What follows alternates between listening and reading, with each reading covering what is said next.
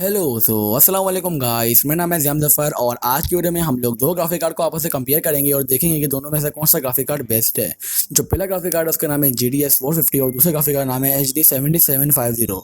तो फिर video start से पहले मेरी गुजारिश है कि आप मेरे चैनल को सब्सक्राइब करें और पास ही बने बेल आइकन प्रेस करें ताकि आपको मेरी लेटेस्ट वीडियो के बारे में सबसे पहले पता चल जाए।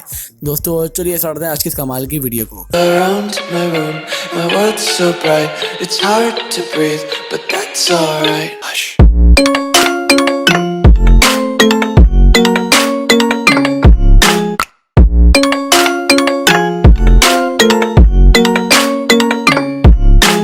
दोस्तों जो बात करें दोनों ग्राफिक कार्ड के फुल नेम की, दोस्तों पहले वाले ग्राफिक कार्ड का फुल नेम है NVIDIA GeForce GTX 450 और दूसरे ग्राफिक कार्ड का फुल नेम है AMD Radeon HD 7750।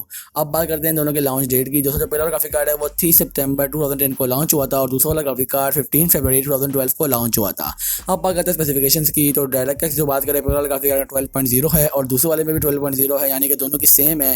बात करें शेयर की तो शेयर दोनों के 5.0 है, सेम है।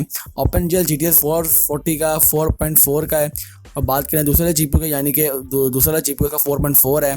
बात करें पहले GPU के रेजोल्यूशन की तो वो 2560 मल्टीप्लाई बाय 1600 है और दूसरे वाले GPU की 4096 मल्टीप्लाई बाय 2160 है। बात करें मेमोरी की तो मेमोरी दोनों की 2 GB है।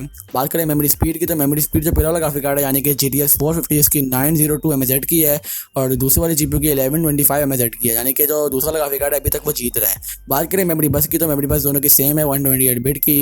मेमोरी टाइप की बात करें तो मेमोरी टाइप भी दोनों की सेम है GDDR5 की। बात करें मैक्स पावर की तो पहला वाला ग्राफिक कार्ड है GTX 450 वो 106 वॉट देता है और दूसरा वाला GPU यानी कि जो HD 7750 है वो 55 वॉट देता है सिर्फ।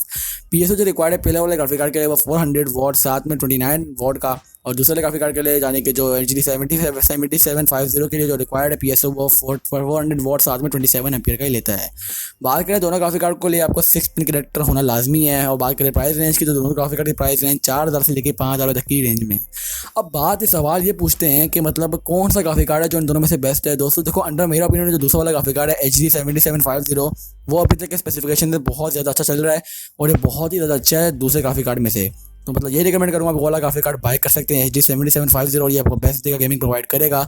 इसके स्पेसिफिकेशंस काफ़ी हद तक इस ग्राफिक कार्ड से अच्छे हैं।